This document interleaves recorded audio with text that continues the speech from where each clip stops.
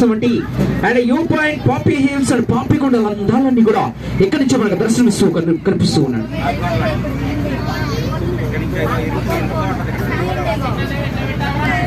Sir పాపికొండల అందాలన్నీ ఎక్కడి నుంచి మనకు స్టార్ట్ అవుతున్నాయి సార్.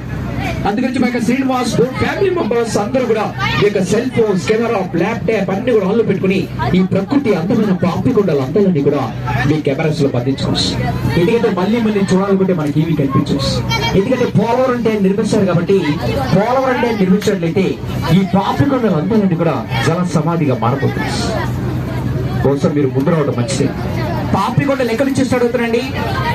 అంతవరకు వచ్చాడు మార్నింగ్ మనం స్టార్ట్ అయిన ప్లేస్ అండ్ బోటింగ్ గైడ్ దగ్గర వెడల్పు చెప్పుకున్నామండి. 1.5 kilometers దాకా వెడల్పు వస్తుందండి. అలాగే డెప్త్ వచ్చేసి అండ్ 50 feet, 100 feet, 200 feet అలా డెప్త్ పెరుగుతూ వస్తుందని చెప్పుకున్నాడు. సరే పాపికొండలోని చూడండి, పాపికొండ దగ్గరకు వచ్చేసరికి వెడల్పు చాలా తగ్గిపోయింది.